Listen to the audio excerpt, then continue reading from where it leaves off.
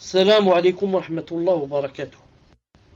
ونستعينه ونستغفره ونعوذ من شرور أنفسنا ومن سيئ الله فلا مضل له ومن يضلله فلا هادي له، وأشهد أن لا إله إلا الله وحده لا شريك له، وأشهد أن محمدا صلى الله عليه وسلم عبده ورسوله.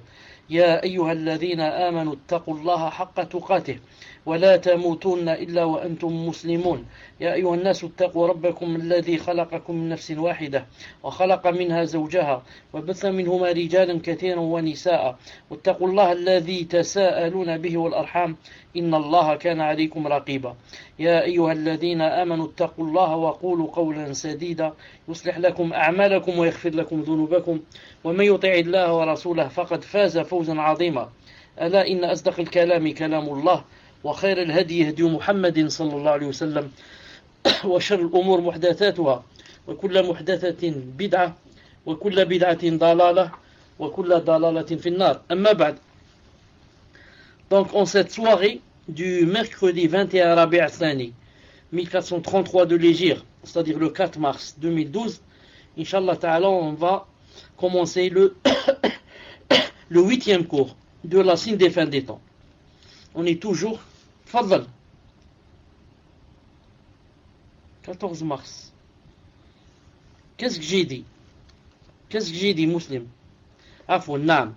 Donc en cette soirée du mercredi 21 Rabi' al-Thani 1433 de l'Hégire, correspondant au 14 mars 2012 bi'idnillah. Donc au huitième cours du livre Les signes de la fin des temps. Nous sommes toujours, Inch'Allah Ta'ala, dans les petits signes. Maintenant, on va commencer, Inch'Allah Ta'ala, par le 10e signe. Le 10e signe qui est le combat des Turcs. Le combat des Turcs. Ou alors le combat contre les Turcs. Le combat contre les Turcs.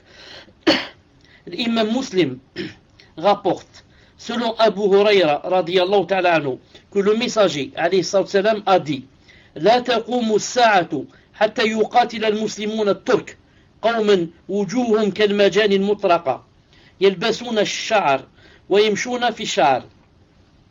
Le prophète alayhi salam a dit: ne viendra pas, c'est-à-dire l'heure ne viendra pas jusqu'à ce que les musulmans combattent les Turcs. Un peuple dont les visages sont comparables à des boucliers martelés. Ils portent des vêtements faits de poils et marchent avec des chaussures faites de poils. Hadith rapporté par Muslim, tome 18, page 37. Al-Bukhari rapporte, d'après Abu Huraira radiyallahu ta'ala anhu, que le prophète alayhi salam a dit: La taqumu as-sa'atu hatta tuqatilu qawman ni'aluhum ash-sha'r wa hatta tuqatilu at-turk sighar al-a'yun حمر الوجوه ذلف الأنوف كأن وجوههم المجان المطرقة. C'est-à-dire, l'heure ne viendra pas jusqu'à ce que vous combattiez un peuple dont les chaussures sont faites de poils, et jusqu'à ce que vous combattiez les Turcs aux petits yeux, au visage rouge, au nez court et aplati. Leurs visages sont comparables à des boucliers martelés. Hadith rapporté par Bukhari, tome 6, page 604. Amr ibn Taghlib radiyallahu ta'ala anhu dit: j'ai entendu le prophète alayhi salam dire: min ashrat as-sa'ati an tuqatilu qawman 'irad al-wujuh ka'anna wujuhahum al-majan al-mutraqa. Il est des signes de l'heure que vous combattiez des gens au visage large, comme si leurs visages étaient des boucliers martelés. Voir le Musnad Ahmed, tome 5, page 70, et le Bukhari, tome 6, page 104. L'auteur dit: effectivement, les musulmans ont combattu les Turcs du temps des compagnons, radiyallahu ta'ala anhum, au début du califat des Omeyyades, à l'époque de Muawiyah, radiyallahu ta'ala anhu. Abu Ya'la rapporte, selon Muawiyah ibn Khudayj, radiyallahu ta'ala anhu, qu'il a dit, je me trouvais, c'est Abu Ya'la qui dit, Muawiyah ibn Khudayj qui dit, il a dit, je me trouvais chez Muawiyah ibn Abi Sufyan, radiyallahu ta'ala anhu, lorsque son domestique lui apporta une lettre l'informant du combat contre les Turcs et de leur défaite, ainsi que du nombre important de morts chez eux et un grand butin. Cela mit en colère Muawiyah, qui ordonna qu'on écrive. Il lui a dit, réponds-lui. Qu'est-ce qu'il a écrit? Il a écrit: j'ai certes compris, d'après ce que tu as dit, ce que tu as tué et amassé comme butin, mais que je n'apprenne pas que tu as recommencé cela et que tu as combattu avant que je ne t'en donne l'ordre. Alors il a dit, je demandais, pourquoi, ô prince des croyants, pourquoi Muawiyah, tu lui as répondu comme ça? Il a répondu, j'ai entendu le messager alayhi salam dire, les Turcs apparaîtront aux Arabes jusqu'à les rejoindre à Manabit al-Shih. Manabit al-Shih, c'est l'Yamama, dans la péninsule arabique. Et Al-Qaysum, petite bourgade à mi-chemin entre la Mecque et Koufa. Il a dit donc, les Turcs apparaîtront aux Arabes jusqu'à les rejoindre à Manabit al-Shih et Al-Qaysum. C'est pourquoi je répugne à les combattre. Donc Muawiyah, d'après lui, qu'il détenait quelque chose du prophète sallallahu alayhi wa sallam, que les Turcs sont pas faciles à vaincre et que il fallait pas, il fallait plutôt essayer de s'éloigner d'eux. Abdullah ibn Abi Burayda rapporte de son père qu'il a dit, je me trouvais assis chez le prophète sallallahu alayhi wa sallam, que nous avons entendu dire, il a dit alayhi salam, إن أمتي يسوقها قوم عراض الأوجه صغار الأعين كأن وجوههم الحاجف 3 مرات حتى يلحقوهم بجزيرة العرب أما السابقة الأولى فينجو من هرب منهم وأما الثانية فيهلك بعض وينجو بعض وأما الثالثة فيصطدمون كلهم من بقي منهم. Le prophète alayhi salam a dit, ma communauté sera vaincue par des gens au visage large, aux yeux petits, au visage comparable à un bouclier, à 3 reprises, jusqu'à ce qu'il les repousse vers la péninsule arabique. Quant à la première défaite, ne sera sauvé que celui qui échappera d'eux. La deuxième fois, certains périront et d'autres en réchapperont. À la troisième fois, tous ceux qui resteront d'entre eux seront exterminés. Ils demandèrent au prophète d'Allah, qui sont-ils? Il dit, hum al-Turk, amma walladhi nafsi biyadihi, la yarbitunna khuyulahum ila sawari masajid muslimin. Ce sont les Turcs. Par celui qui détient mon âme en sa main, ils attacheront certainement leurs chevaux aux piliers des mosquées des musulmans. Il continue, suite à cela, Burayda, un compagnon, radiyallahu ta'ala anhu, gardait toujours auprès de lui 2 chameaux, 3, ainsi que les affaires du voyage et la boisson pour fuir, vu ce qu'il avait entendu du prophète sallallahu alayhi wa sallam comme malheur provenant des chefs turcs.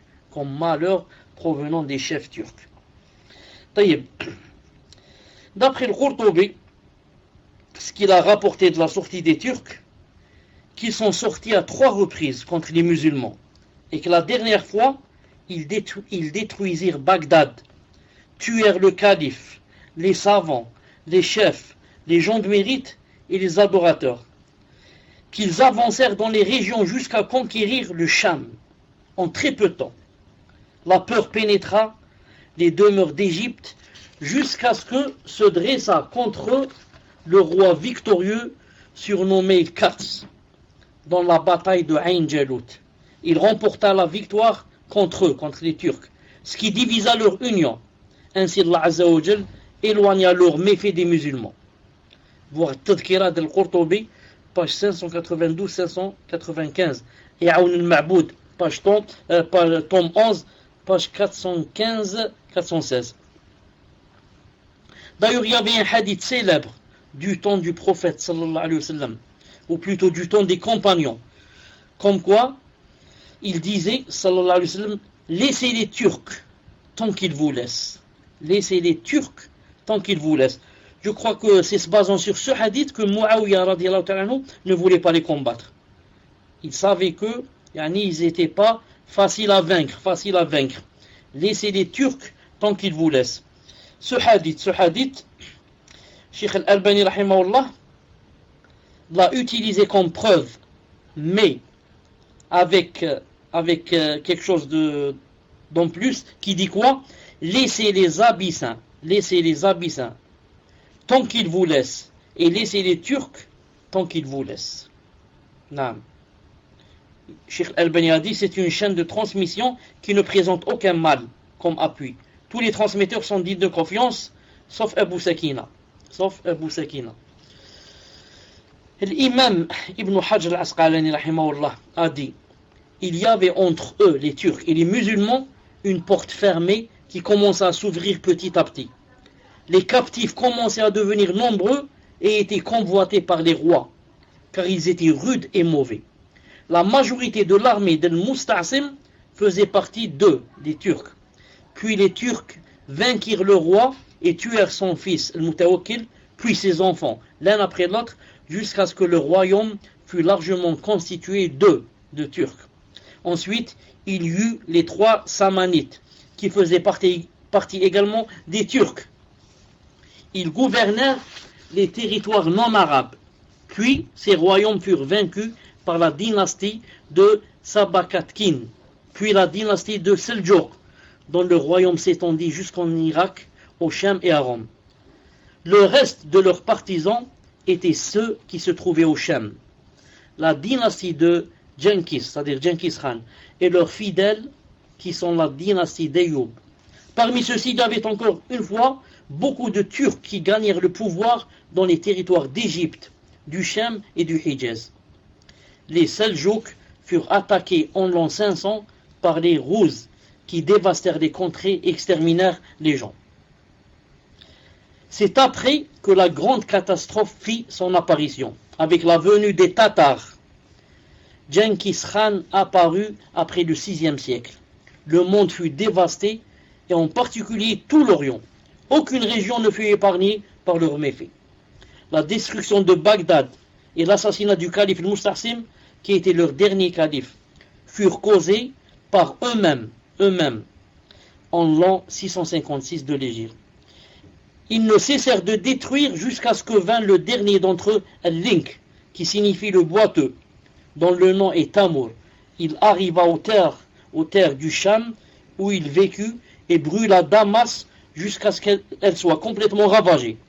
Il arriva ensuite à Rome et en Inde, et ce qui s'y trouve entre eux, son règne dura jusqu'à ce que Allah Azza wa Jalla le saisit. Ses enfants se séparèrent alors dans les territoires. Ainsi les Tatars, qui ont fait leur apparition durant le 7e siècle de l'Hégire, font partie des Turcs. En effet, la description faite au sujet des Turcs par le prophète s'applique aux Tatars, les Mongols, dont l'apparition fut au temps de l'imam Nawawi rahimahullah.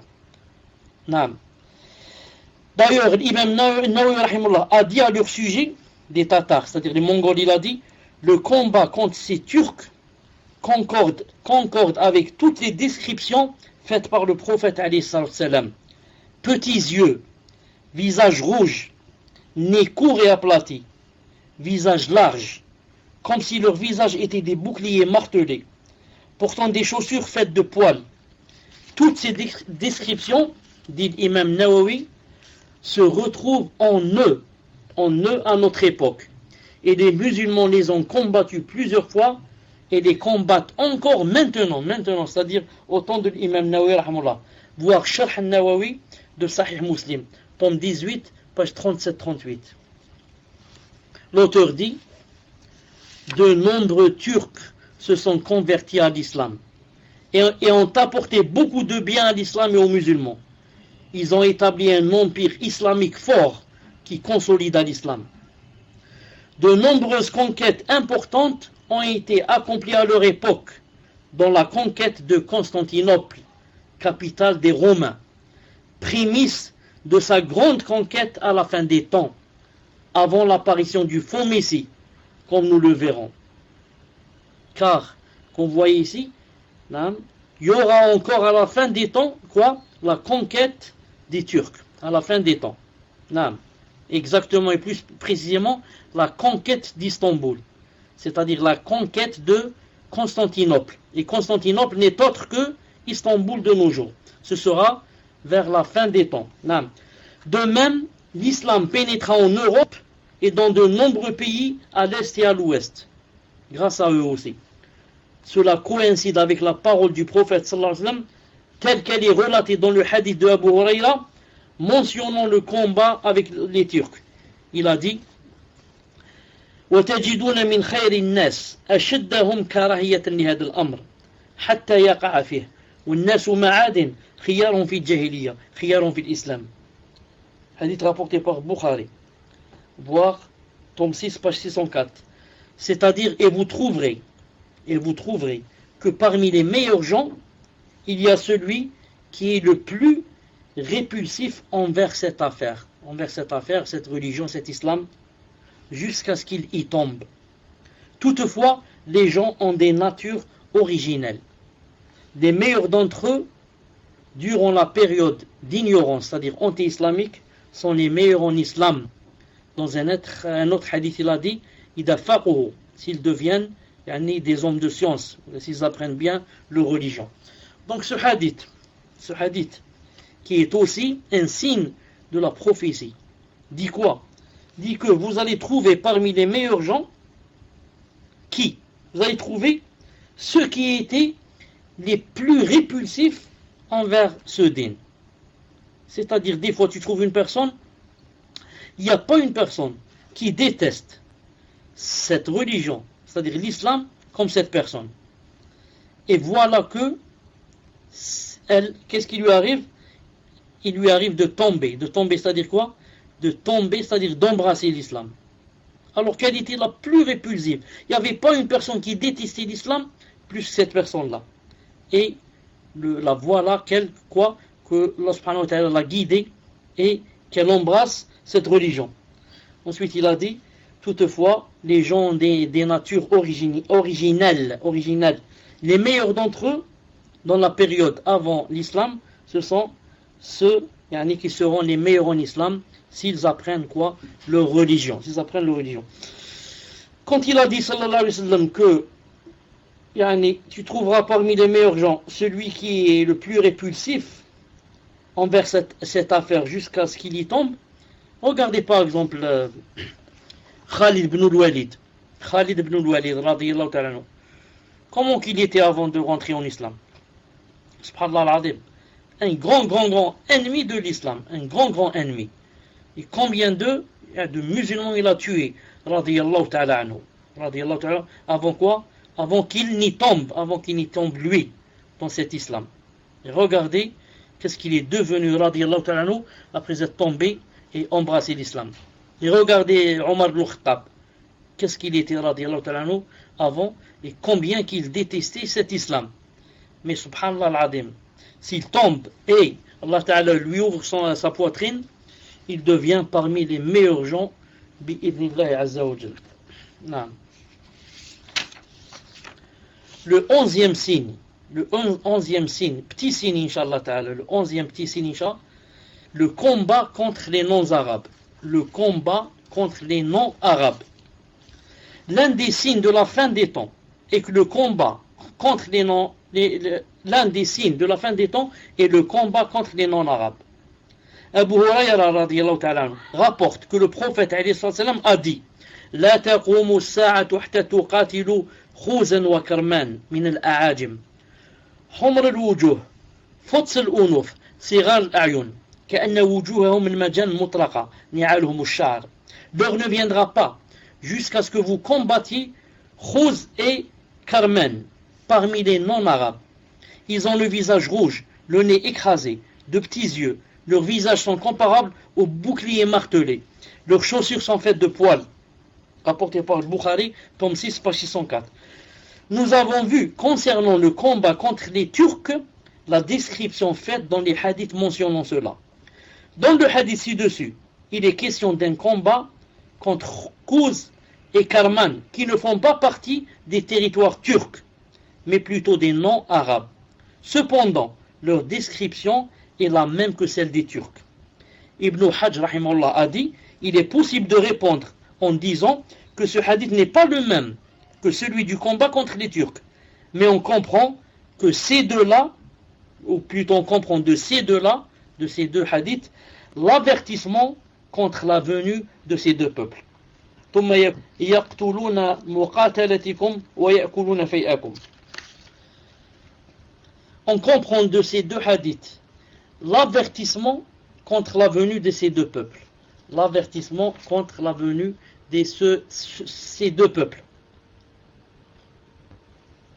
Et j'ai cité le hadith, puis s'en faut qu'Allah Azza wa Jal n'emplisse vos mains des noms arabes, puis qu'ils deviennent des lions qui ne fuient guère, mais tuent vos combattants et mangent votre butin. Ainsi, le combat contre les noms arabes figure parmi les signes de la fin des temps. Figure parmi les signes de la fin des temps. Parmi les signes de la fin des temps aussi, et ce qui est très important, il y a quoi? Il y a la disparition de la responsabilité, c'est-à-dire de la amana. La disparition de la responsabilité figure parmi les signes de la fin des temps. Abu Huraira radiyallahu ta'ala anhu a dit, le messager alayhi salam a dit, إِذَا ضُيِّعَتِ الْأَمَانَةُ فَانْتَظِرْ السَّاعَةَ. Quand la responsabilité disparaîtra, attends-leur.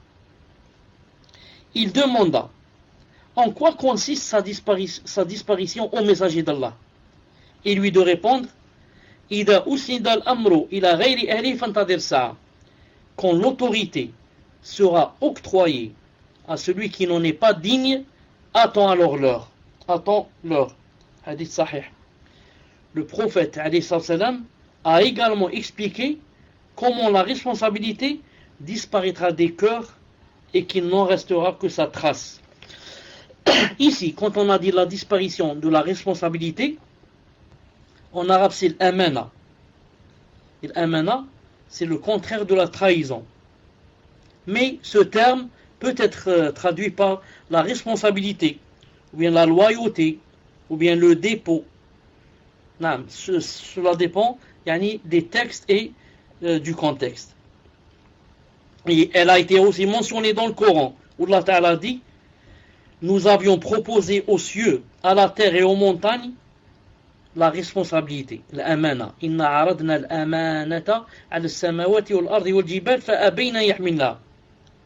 Ils ont refusé de la porter et ont eu peur, alors que l'homme s'en est chargé, car il est très injuste et très ignorant. Hudayfa radiyallahu ta'ala nous rapporte que le messager alayhi salam nous conta deux récits. Il a dit, il nous conta deux récits dont j'ai vu le premier se réaliser et j'attends le second. Il nous raconta que la responsabilité fut déposée dans la souche des cœurs des hommes, puis qu'ils apprirent le Coran, puis qu'ils apprirent la Sunna, et il nous parla de sa disparition, c'est-à-dire de la responsabilité, en disant, l'homme dormira, comme ça a dit le messager alayhi salam, il a dit l'homme dormira, l'homme c'est-à-dire l'homme et la femme, l'homme dormira et la responsabilité sera ôtée de son cœur. Sa trace restera comme celle d'une tache sans couleur. Puis il dormira une autre fois et cela lui sera ôté et sa trace restera comme celle d'un bouton, comme une braise que tu roules sur ton pied. Puis apparaît une cloque que tu vois se gonfler à cause de la braise, mais dans laquelle il n'y a rien. Ensuite les gens commenceront entre eux et pratiqueront. Personne d'entre eux n'assumera sa responsabilité. On dira, parmi les fils d'un tel, il y a un homme digne de confiance. Et on dira d'un homme, comme il est censé, comme il est distingué, comme il est fort. Mais il n'y aura dans son cœur même pas le poids d'un atome de moutarde de foi. Il a dit, fut un temps où je ne prêtais guère attention à celui avec qui je m'engageais. Si c'était un musulman, c'est l'islam qui l'en empêchait. C'est l'islam qui va l'empêcher de me trahir. Et si c'était un chrétien, c'est son chef qui l'en empêchait. Quant à aujourd'hui, il dit, je ne m'engage plus qu'avec un tel et un tel, pas avec n'importe qui. Tellement il n'y a plus d'amana, tellement c'est la trahison. Tellement il n'y a plus de promesses, il n'y a rien. Non. Ce hadith montre que la responsabilité disparaîtra des cœurs en sorte qu'un homme trichera alors qu'il était digne de confiance.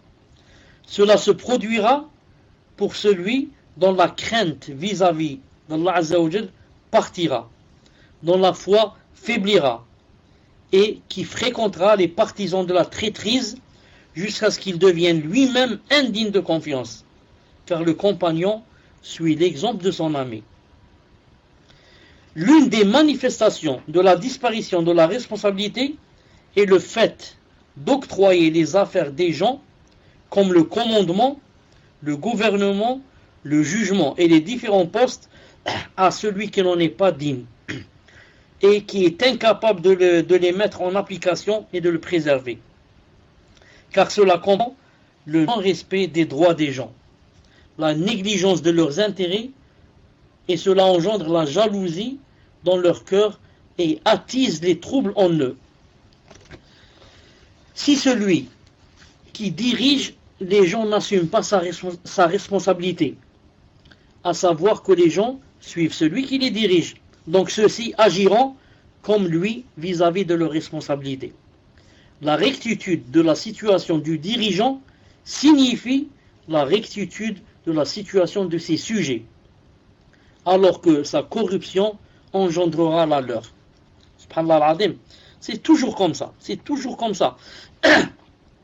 Regardez qui est le gouverneur et vous allez voir qui sont les autres personnes qu'il a mises lui. Non, vous allez voir ces sujets. Si vous allez trouver le grand chef, vous allez le trouver. C'est quelqu'un qui applique, quelqu'un qui a peur d'Allah. Vous allez voir que tous les autres qui sont au-dessous de lui sont comme lui. Mais si jamais lui, c'est quelqu'un qui n'a pas peur d'Allah, quelqu'un qui ne tient pas les promesses, quelqu'un qui est traître, quelqu'un qui est indigne, vous allez voir que tous les autres qui seront en dessous de lui seront comme lui. Non. C'est pour ça que, comme c'est connu. Par exemple, dans certaines sociétés, par exemple, si le PDG, par exemple, si c'est quelqu'un qui n'est pas bien, quelqu'un qui n'est pas religieux, subhanallah, il ne va même pas, par exemple, essayer, il ne va même pas, par exemple, comment on dit le mot, c'est comment on dit, employé. Non, il ne va même pas accepter, par exemple, comme emploi, non, il ne va pas donner un emploi ou une fonction à quelqu'un, par exemple, qui est bien. Pourquoi? Parce que lui-même n'est pas bien. Il ne voudrait pas que ce soit quelqu'un de bien qui prenne la responsabilité. Car ça ne va pas marcher. Sur cette personne qui est de bien, qu'est-ce qui va se passer? Quand on va lui donner à signer des papiers où il y a du trafic, etc., il n'accepte pas. Donc, l'autre, le chef, ça ne l'intéresse pas une personne pareille. Il voudrait une personne comme lui. Quand il lui dit signe, il signe. Signe qu'on a acheté telle et telle chose, il signe alors qu'on ne l'a pas acheté. Signe que, par exemple, on travaille de 8h jusqu'à 18h, alors que c'est pas vrai. Il travaille de 8h jusqu'à 16h, c'est tout. Donc, il ne va pas accepter. C'est pour ça que, donc, chaque personne voudrait quoi? Voudrait que l'entourage soit comme la même personne. Non. Voudrait que l'entourage soit comme la même personne. Il y a beaucoup de gens qui sont fiables et qui sont dignes de confiance et qui sont religieux, etc., qui n'acceptent pas de travailler donc dans des boîtes pareilles. Ils demandent la démission. Ils disent, moi je démissionne. Je ne peux pas travailler avec des loups pareils. Non, des gens pareils, je ne peux pas travailler avec. Même eux, ils n'aiment pas. Ils n'aiment pas que tu travailles avec eux. Tu les gênes, tu les déranges. Non. Subhanallah al-Azim. De plus, donner le commandement à celui qui n'en est pas digne est un signe clair de l'insouciance des gens vis-à-vis de leur religion, à tel point qu'ils donnent le commandement à celui qui ne s'intéresse guère à la religion. Cela se produit bien sûr quand l'ignorance domine et que le savoir disparaît. C'est pour cette raison que l'imam Bukhari rahimahullah, rapporte dans le hadith d'Abu Hurayra précédent, dans le livre du savoir, soulignant ce que nous venons de dire. Imam Ibn Hajj rahimahullah dit la concordance de ce texte au livre du savoir et qu'octroyer le commandement à celui qui n'en est pas digne se produit quand l'ignorance domine et que le savoir disparaît, et cela fait partie des signes. Le prophète a informé qu'il y aura une époque insidieuse durant laquelle les notions vont s'inverser et où on va démentir celui qui est véridique et on va croire le menteur et on va considérer comme traître le digne de confiance et on va accorder la confiance au traître, comme nous en parlerons plus tard, à savoir que l'un des signes de la fin des temps sera d'octroyer une place d'horreur, une place d'honneur au racaille.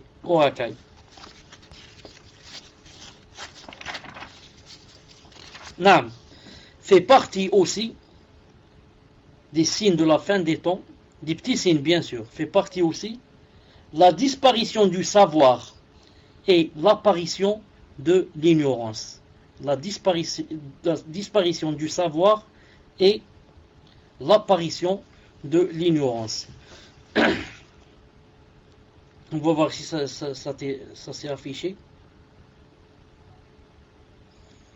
Est-ce qu'il y a quelque chose, Muslim?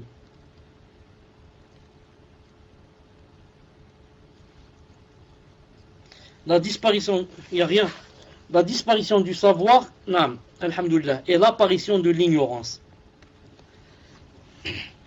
Parmi les signes de la fin des temps, il y a la disparition du savoir et la propagation de l'ignorance.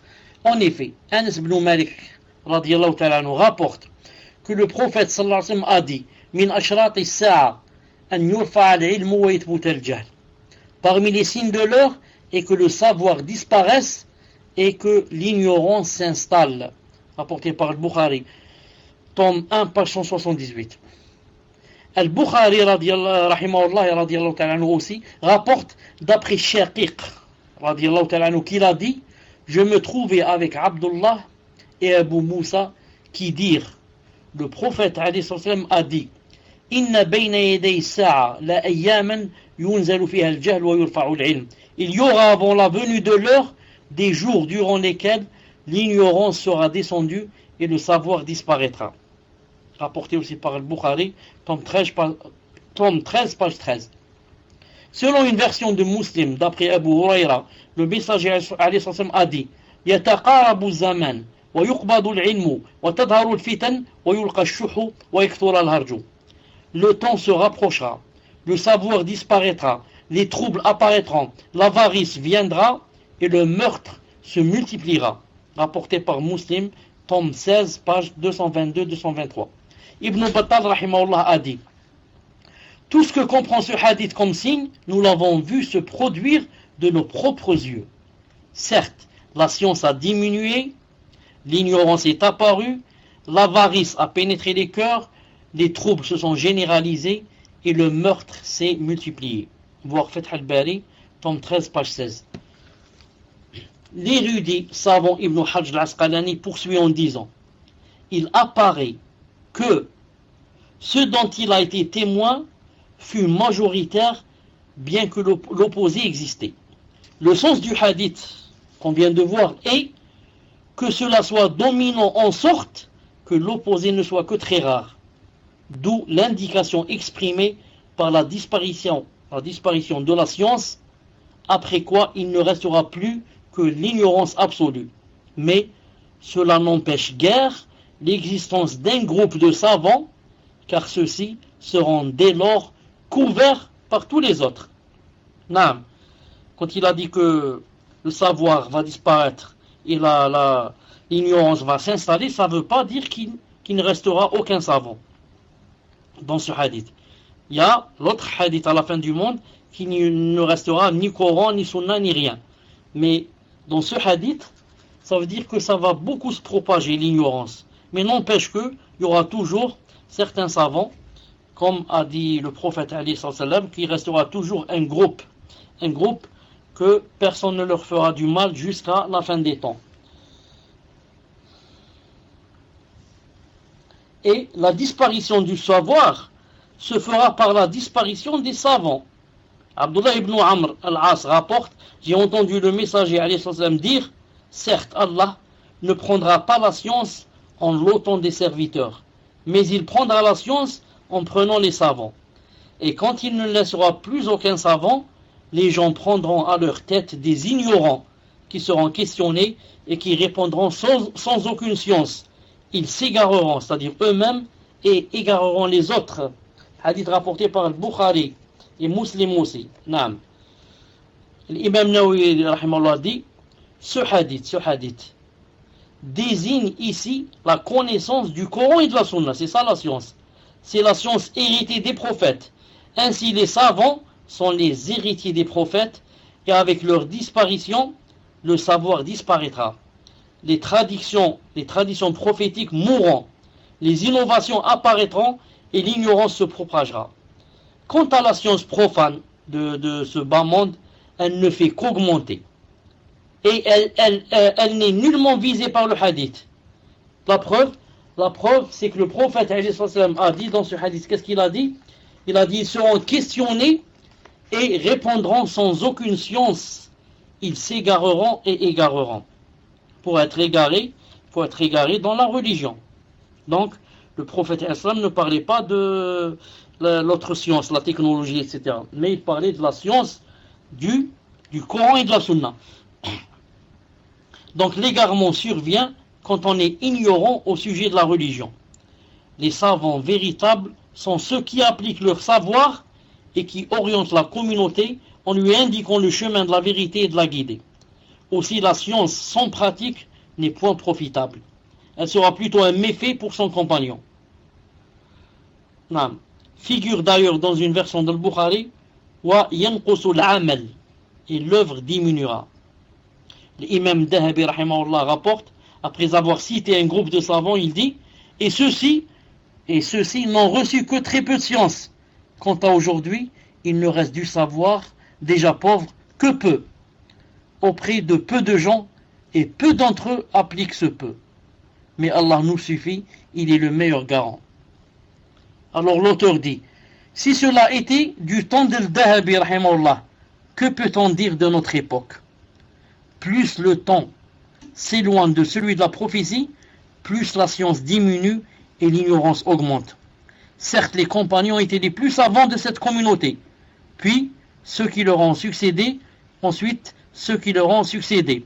Et ceux-ci sont les meilleures générations, comme dit le prophète sallallahu alayhi wa sallam, khayrun nasi qarni, thumma alladhina yalunahum, thumma alladhina yalunahum. Les meilleurs gens sont ma génération, puis ceux qui les suivent, puis ceux qui les suivent. Rapporté par Muslim, tome 16, page 86.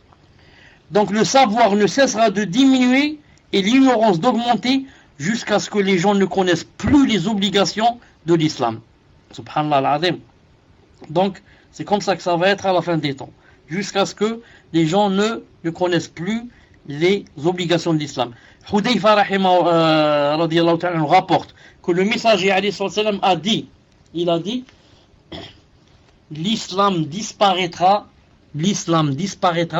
de la même manière que disparaît la couleur du vêtement, jusqu'à ce que on ne sache plus ce qu'est le jeûne, ni la prière, ni le sacrifice, ni l'aumône.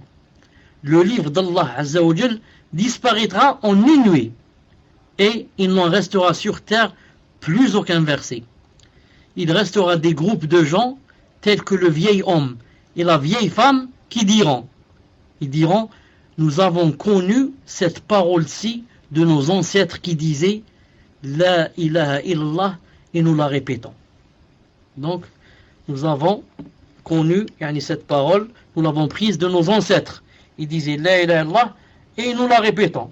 Mais à part La ilaha illallah, il n'y a rien d'autre. Subhanallah al-Azim. Alors Sila, le compagnon radiyallahu ta'ala qui s'appelle Sila, dit à Hudayfa, qui a cité ce hadith, il lui a dit, donc en quoi va leur profiter de dire La ilaha illallah alors qu'ils ne savent pas ce qu'est la prière, ni le jeûne, ni le sacrifice, ni l'aumône? À quoi ça sert donc de répéter La ilaha illallah comme un perroquet? Hudayfa se détourna de lui, il ne voulait pas lui répondre. Et ce dernier se répéta à 3 reprises. Mais à chaque fois, Hudayfa se détournait. Cependant, il se tourna vers lui la 3e fois et lui dit, Oh Sila, La ilaha illallah les sauvera de l'enfer à 3 reprises. Rapporté par Ibn Majah, etc. Al-Albani dit, hadith authentique. Voir Sahih al-Jami' al-Saghir, tome 6, page 339, hadith numéro 7933. Donc, Sila a dit quoi? Il disait à quoi ça sert de dire la ilaha illallah? À quoi ça sert? S'il n'y a que la ilaha illallah, il n'y a ni prière ni rien. À quoi ça sert? Et Hudayfa lui a répondu, lui a dit, la ilaha illallah les sauvera d'enfer à 3 reprises. Ibn Mas'ud radiyallahu ta'ala anhu, a dit, le Coran vous sera ôté, il disparaîtra de nuit et quittera les poitrines des hommes. Il n'en restera sur terre plus rien. Il n'en restera sur terre plus rien. Ibn Taymiyyah rahimahullah a dit, il disparaîtra à la fin des temps des livres et des poitrines. Le Coran disparaîtra à la fin des temps et des livres et aussi des poitrines. Il n'en restera dans les poitrines plus aucune parole et dans les livres plus aucune lettre. Allahu Akbar, subhanallah. C'est très grave, c'est très grave. Yani, aucun verset, personne ne connaît un verset, ni n'est capable de se rappeler d'un verset, ni dans les poitrines, ni dans les livres. Allahu Akbar. Pire que cela, le nom d'Allah Azza wa Jal ne sera plus évoqué sur terre. Comme cela est mentionné dans le hadith rapporté par Anas, où le messager alayhi salam a dit, La taqumu sa'atu hatta la yuqala fil ard Allah Allah. L'heure ne viendra pas jusqu'à ce qu'on ne dise plus sur terre Allah Allah. Rapporté par Muslim, page tome 2, page 178. L'heure ne viendra pas jusqu'à ce qu'on ne dise plus sur terre Allah Allah. Ibn Kathir dit, il y a 2 avis quant au sens de ce hadith. Le premier avis, cela signifie que nul ne réprouvera le blâmable ni ne réprimandera personne quand il le verra accomplir le blâmable. Donc cela est formulé par sa parole jusqu'à ce qu'on ne dise plus Allah Allah, comme nous l'avons vu dans le hadith de Ibn Omar. Et le second avis, jusqu'à ce qu'on n'évoque plus Allah Azza wa Jalla sur terre et qu'on n'y connaisse plus son nom. Cela se produira quand l'époque sera corrompue, que l'humanité connaîtra la perdition et que l'incroyance, la turpitude et la transgression abonderont. Naam. Et c'est l'avis le plus juste, Inch'Allah Ta'ala. C'est celui-là, l'avis le plus juste. Le deuxième. Et bien sûr, c'est, comment on dit, munasib, c'est-à-dire c'est convenable. C'est convenable. Comment c'est convenable?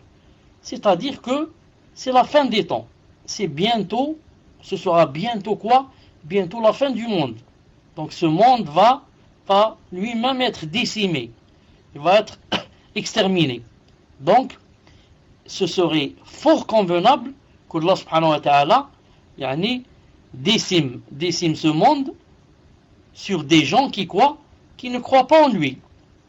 Ce serait pas de la sagesse que Allah ta'ala va finir ce monde sur des gens, masha'Allah, en train de prier, en train de tourner autour de la Kaaba, non, mais plutôt tous ceux-là qui ont 1 gramme ou moins de foi dans leur cœur, tous ceux-là vont mourir. Allah Ta'ala va envoyer un vent, et ce vent, dès qu'il rentrera sous les aisselles des croyants, toute personne qui a de la foi dans son cœur va tomber et mourir. Et ne resteront que qui? Ne resteront que les plus pervers, les plus kafirs. Il ne restera aucune personne qui a un atome de foi. Donc ne resteront que des gens qui ne connaissent ni Allah, ni ne savent ce qu'est Allah, ni n'ont jamais entendu qu'est-ce que ça veut dire la ilaha illallah. Et c'est sur cela, shirar al-khalq, les plus mauvaises créatures, qu'Allah subhanahu wa ta'ala terminera ce monde adéquat. Ce sera plus adéquat que ça. C'est sur ceux-là, les plus mauvais, qu'Allah subhanahu wa ta'ala donc يعني fera la fin du monde.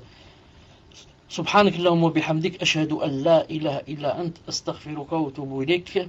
Puisse Allah subhanahu wa ta'ala nous préserver et nous faire mourir croyants et yani, appliquant bi'idhnillahi ta'ala. On va passer aux questions inshallah ta'ala dans un quart d'heure. Dans un quart d'heure inshallah ta'ala. Préparez vos questions, on commence par celles qui ont rapport avec le cours, et ensuite les autres inshallah ta'ala. Assalamu alaikum wa rahmatullahi wa barakatuh. Assalamu alaikum wa rahmatullahi wa barakatuh. Est-ce que je commence les questions, cher, ou vous prenez le micro?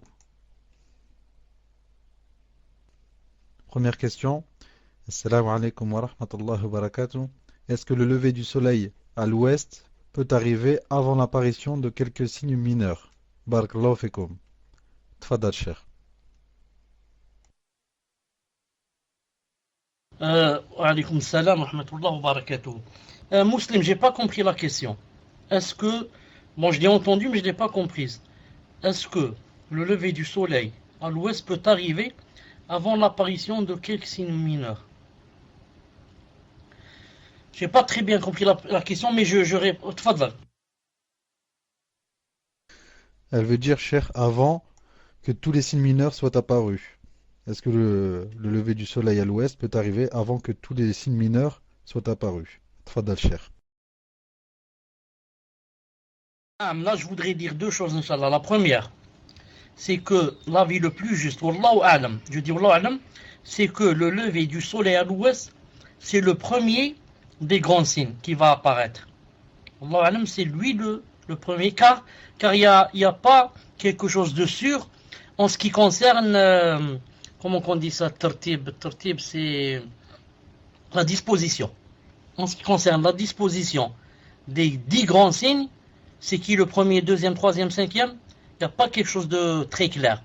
Mais ce qui est sûr, c'est que l'avis le plus juste, c'est que le premier, Inch'Allah Ta'ala, c'est le lever du soleil à l'ouest.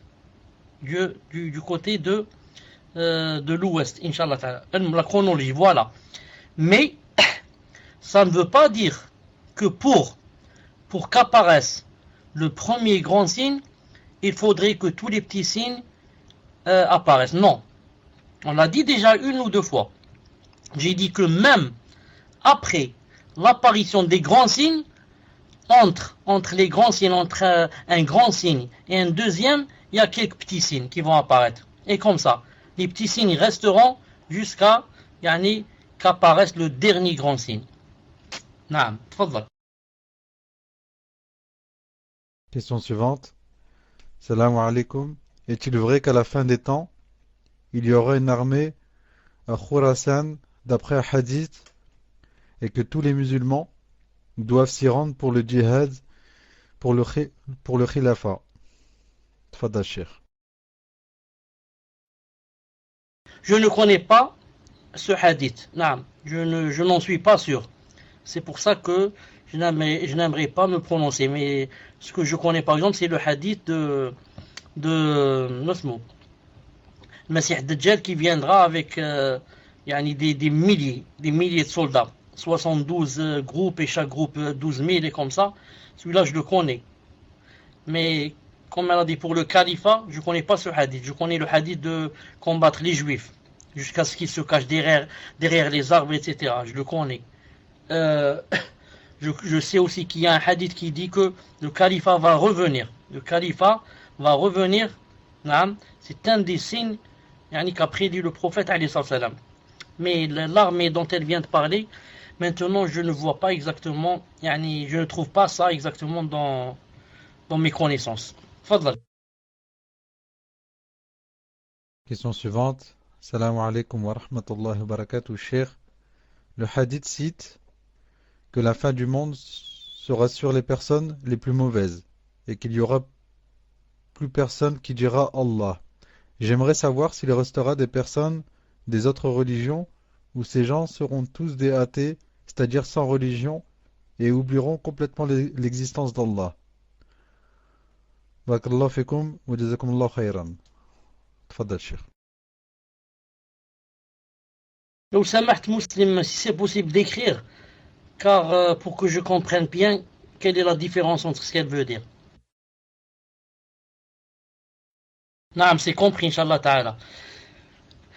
Quand le hadith a dit que on ne dira plus Allah subhanahu wa ta'ala, Allah, ça veut dire dans toutes les religions, même les religions qui ne comptent plus, qui ont été abrogées, les religions caduques. Naam. C'est-à-dire il n'y aura que les athées. Il n'y aura eu aucune personne qui va avoir relation avec une religion. Aucune religion, rien. Tfadlal. Question suivante. Assalamu alaikum wa rahmatullahi wa barakatuh. Hayakum Allah. Quand le cheikh parlait des Turcs, parlait-il des Mongols ou cela est complètement différent? Jazakum Allah khayran. Tfaddal cheikh. Ce que j'ai compris de lui en le lisant, c'est que les Mongols, c'est-à-dire les Tatars, faisaient aussi partie des Turcs. C'est ce que j'ai compris de ce qu'a dit l'auteur. C'est que les Mongols, les Tatars, qui sont venus au temps de Ibn Taymiyyah et un peu auparavant, au 7e siècle, que eux aussi, yani, c'était disons, une descendance, quelque chose comme ça, des Turcs. Que yani, c'était de la même famille, disons. C'est ce que j'ai compris de l'auteur. Wallahu ta'ala alam. Tfadlal. Question suivante. Salam alaikum wa rahmatullahi wa barakatuh. Est-il permis de mettre un djilbab pour une mariée de couleur prune qui brille à la lumière? Barakallahu fikum. Tfaddal cheikh. Si c'est seulement avec des femmes,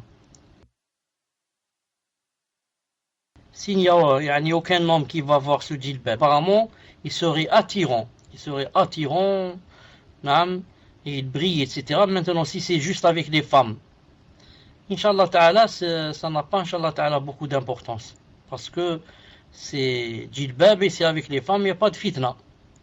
Mais s'il y a des hommes qui vont voir ce djilbab, ça peut être une fitna pour eux.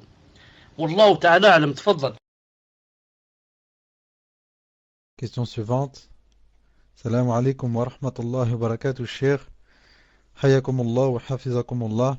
Est-il permis de dire que le prophète, sallallahu alayhi wa sallam, est mieux que les anges, en se basant sur le fait qu'il est la meilleure créature d'Allah Ta'ala? Barakallahu fikum wa jazakumullahu khayran. Tfaddal cheikh. Justement, quand les gens de Ahl-Sunnah disent que le prophète, sallallahu alayhi wa sallam, c'est la meilleure créature d'Allah subhanahu wa ta'ala, ça veut dire que il n'y a pas un être qui a été créé qui peut être mieux que lui. D'ailleurs, si vous savez que à part les messagers, tous les autres êtres humains, comme nous par exemple, à part les messagers, les autres êtres humains, déjà entre les savants il y a une divergence. Est-ce que les anges sont meilleurs que les êtres humains, à part les messagers? Car on a dit que les messagers c'est les meilleurs.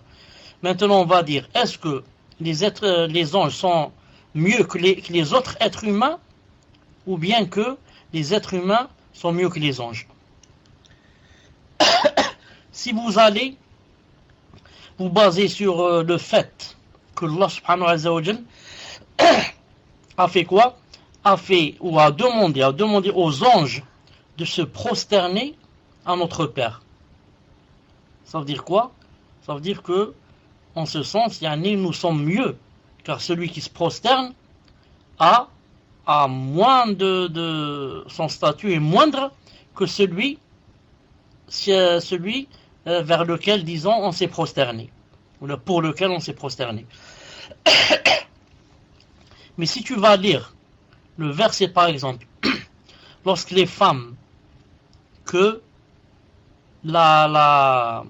l'épouse du ministre chez lequel travaillait Youssouf, et qui, d'après certains, ou d'après beaucoup, s'appelait Zuleika, celle qui a voulu inciter Youssouf alayhi salam à la fitna, et qui l'a refusé. Ensuite, qu'est-ce qu'elle a fait? Quand elle a entendu qu'on avait parlé d'elle, et qu'on l'avait critiquée, comme quoi on avait dit elle est tombée amoureuse d'un homme, elle n'a pas honte, etc. elle a voulu leur prouver que si elles, celles qui l'ont critiqué, si elles étaient à sa place, elles auraient fait la même chose, si ce n'est pas plus. Et c'est pour cela que elle a faim du verbe feindre. Elle a faim comme quoi il y avait une assise, elle a préparé des fruits à manger, des couteaux, etc. Et elle l'a fait habiller de la meilleure façon et lui a dit quand je te fais un signe, rentre. Juste elles ont pris le couteau pour commencer à manger les poires ou les pommes, il y a des divergences, elle lui a fait un signe et il est rentré. Quand il est rentré, peut-être qu'il a dit salam alaikum, peut-être, elles ont levé les yeux. Quand elles l'ont vu, qu'est-ce qu'elles ont dit entre autres? Ma hada bashara, ce n'est pas un être humain. In hada illa malakun karim, ça ne peut être qu'un ange, un ange. De là, certains ont pris donc que l'ange est mieux que l'être humain. Elle a dit, car ces femmes, qu'est-ce qu'elles ont dit? Elles ont dit, c'est pas un être humain, c'est un ange. Ah, ça veut dire que l'ange est mieux que l'être humain, si on se base sur ce hadith. Mais l'avis le plus juste, Inch'Allah Ta'ala, comme dit Ibn Taymiyyah et les autres, il dit, par rapport à l'au-delà, dans l'au-delà, quand les musulmans bien sûr, vont rentrer au paradis, et que Allah Ta'ala va tout leur parachever et terminer, comme ils vont dire, Rabbana utmim lana nurana, parachève-nous notre lumière, etc., et qu'ils vont rentrer au paradis, là, ils seront mieux que les anges. Ils seront mieux que les anges. Pourquoi? Parce que là, c'est pas la vraie vie. Là, tu n'es là que pour juste un test et tu vas quitter ce monde. Donc, là, par rapport à la dunya d'après Ibn Taymiyyah, les anges sont mieux. Mais quand tu vas aller dans l'au-delà et que tu vas avoir ta vraie forme, à 30 mètres de taille, et Allah Ta'ala va te donner ta vraie beauté, etc., il a dit, les anges seront moindres. D'ailleurs, la preuve, ce sont les anges qui vont te faire rentrer au paradis, ce seront des guides. C'est lui qui va te montrer ton palais, c'est lui qui va te montrer quels sont les jardins que tu possèdes. Donc, par rapport à lui, c'est presque un guide. Il y a des anges qui vont te servir à manger, des gens.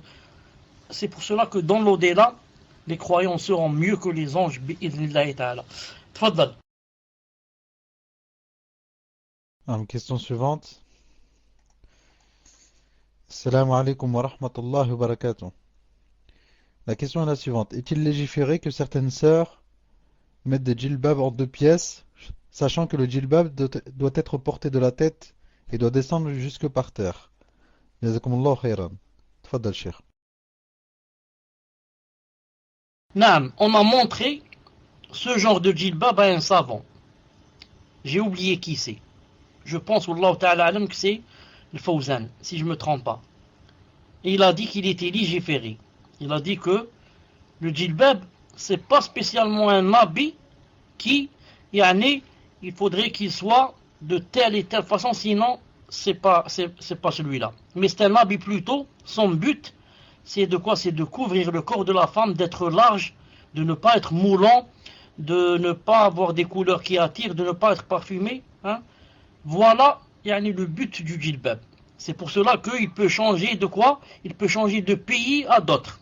Pas dans tous les pays, il peut être le même.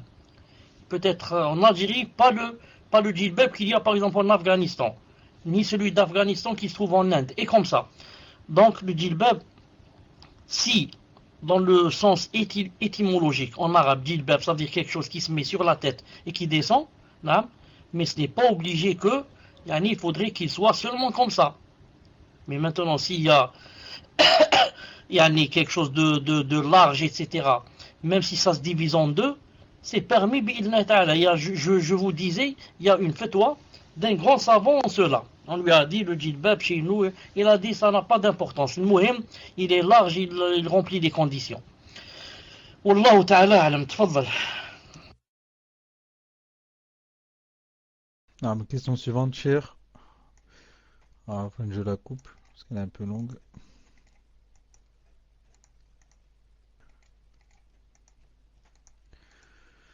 Salam alaikum à tous. Cher qu'Allah vous place parmi les prophètes au plus haut des degrés du paradis. Depuis de nombreuses années, je récite des sourates pendant ma salat et subhanallah, je commence à apprendre l'arabe et je me rends compte qu'au lieu de dire la lettre Dad, je disais la lettre Zad. Comme dans la sourate al-Fatiha, à la aya غير المغضوب ولا الضالين. Je disais maghzoubi et dhalin. Est-ce que c'est une grave erreur, cher? Il va me falloir du temps pour me corriger car beaucoup de sourates dans lesquelles je dois me corriger. J'ai appris les sourates en les écoutant et je n'entends pas la différence entre les deux lettres. Alors est-ce que je dois me corriger ou est-ce que je peux continuer ainsi? Barakallahu fikum. Tfadal, cher.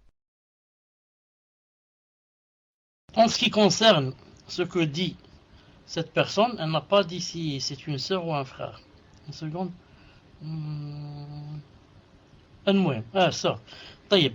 En ce qui concerne ce qu'a dit cette sœur, c'est-à-dire la différence entre dalin, dad et va, et dhalin.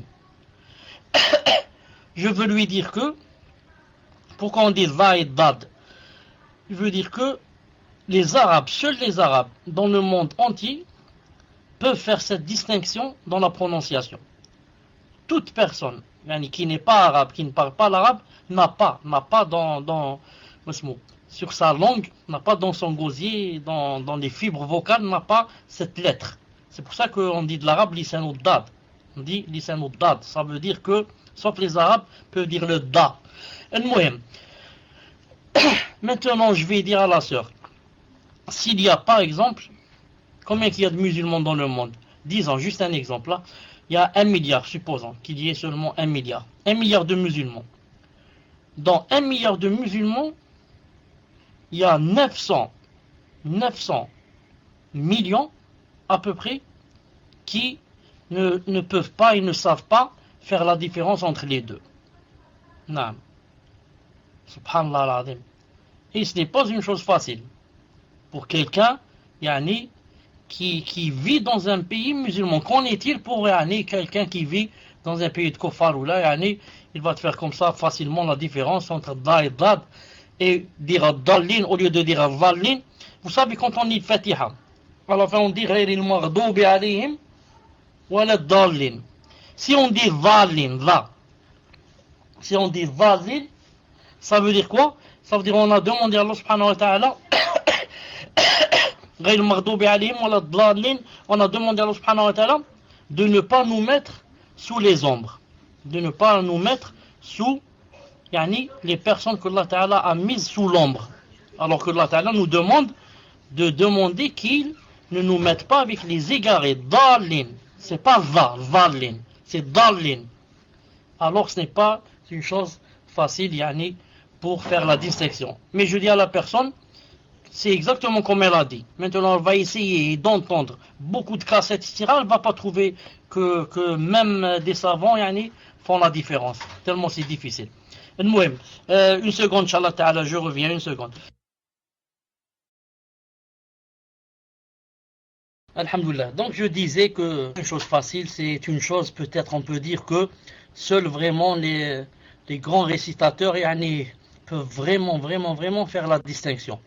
Sinon, il faut vraiment, Inch'Allah Ta'ala, il faut pas, comment dirais-je, il faut pas trop donner d'importance à une chose qui risque de te faire entrer dans les waswas. Ensuite, tu vas dire, donc, toutes mes salades étaient fausses. Donc, si je peux pas dire ça, ma salade est fausse. Ensuite, à chaque fois que tu vas lire Al-Fatiha dans la salade, tu vas dire, je suis sûr que j'ai dit vad au lieu de da. Donc, je refais ma salade, et comme ça. Non. Tu lis, naturellement, comme tu peux. En essayant de dire dad au lieu de za. Si tu ne peux pas, la yukallifullahu nafsan. Une question suivante. Salam alaikum, cher. Faire garder pour apprendre ou peu de temps pour la science. Tfadal, cher. Ce qui est interdit en islam, c'est quoi? C'est de prendre un moyen de contraception à vie. À vie. Et surtout, si on le prend, entre parenthèses, sans le consentement du mari et sans l'avis du médecin. C'est-à-dire on va prendre des choses qui vont nous faire plus de mal que de bien alors qu'on ne sait pas. Mais si la personne prend les moyens de contraception pour quelque chose, comment on dit, de temporaire, pour une année, 2, 3, le temps que cet enfant grandisse un peu, le temps que je termine de donner le lait à celui-là, et comme ça. Juste pour quelque chose de temporaire, les savants ont dit, Inch'Allah Ta'ala, c'est permis. C'est permis. Ils ont dit, ce qui est interdit, c'est de couper à vie. C'est de dire, là, j'arrête à partir d'aujourd'hui, j'essaierai de ne plus donner d'enfants. Non, c'est ce qui est interdit, bi'idnillahi ta'ala. Sauf pour raison, bien sûr, de santé, etc. Tfadlal. Question suivante. Assalamu alaikum wa rahmatullahi wa barakatuh, Cheikh. Qu'Allah vous accorde la plus belle des récompenses pour ces cours, ainsi que les admins. J'aimerais savoir si c'est normal pour une personne de déprimée, être soucieuse et réfléchir beaucoup, au moins une fois par mois. Quels sont vos conseils pour réussir à atteindre le bien-être moral et comment réussir à mieux accepter les difficultés et les malheurs qui nous arrivent? Barakallahu fikum, Cheikh. Qu'Allah vous accorde le firdaus. Tfadal, Cheikh. Naam, c'est comme j'ai dit, je pense, Wallahu ta'ala, la fois passée, c'est que, en général, le croyant, qu'est-ce qu'il a? Il a quelque chose qui le différencie des autres. Entre autres, il a beaucoup de choses. Entre autres, une chose importante, c'est laquelle? C'est que c'est quelqu'un qui se sent presque tout le temps, heureux. Heureux. Et il se sent presque tout le temps avec un cœur apaisé. Et il n'y a pas une grande richesse comme d'avoir le cœur apaisé. Car tu peux avoir des milliards et te suicider. Vous voyez, aux États-Unis, en France, partout, des gens, des milliardaires qui se suicident, qui se jettent ou bien de la fenêtre, ou bien qui prennent des pilules, je ne sais pas quoi, un mohim qui se suicide alors que ce sont des milliardaires. Et le croyant, tu trouves que c'est lui le plus pauvre, il vit dans un bidonville, et il est là, masha'Allah, avec un cœur apaisé. Un mohim, ce que je voulais dire, cette chose dont je suis en train de parler, et que Allah subhanahu wa ta'ala donne à ses serviteurs, c'est une grande aide. C'est une grande aide qu'il ne donne qu'à ses serviteurs et ceux qui l'adorent et le suivent. Pourquoi? Pour les aider à surpasser les difficultés et pour repousser de ses serviteurs les problèmes qui arrivent, et les malheurs et les dépressions, etc., etc. Et plus notre foi est bien ancrée dans le cœur et que on sent un peu la douceur de la foi, plus si tous les malheurs du monde arrivaient, on pourrait les contrer. Subhanallah al-Azim. Et plus la foi est faible, et plus un petit malheur, il risque d'ébranler la personne et de la jeter tout à fait de l'autre côté, ou de la faire même, comme j'ai dit, de la faire suicider. Si vraiment la foi est faible. Juste un petit malheur. On te dit juste, on t'a volé 100 euros. Classe. On m'a volé 100 euros. Classe. Il va tomber malade et je ne sais pas, peut-être ce sera sa fin. Ou peut-être il va arrêter la prière, il va. Pourquoi la foi est faible? Et plus la foi, et mashallah, elle est ancrée dans le cœur, plus quoi? Plus les malheurs, deviennent, s'ils sont grands comme des montagnes, deviennent comme, par exemple, un moustique qui vient de te piquer, un moustique. Tu dis, comme ça, et, alhamdoulilah, Allah Ta'ala t'aide à oublier facilement.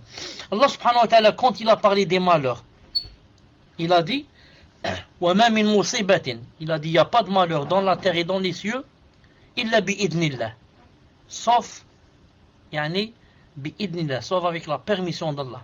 C'est-à-dire, sauf, c'est lui qui a décrété ça.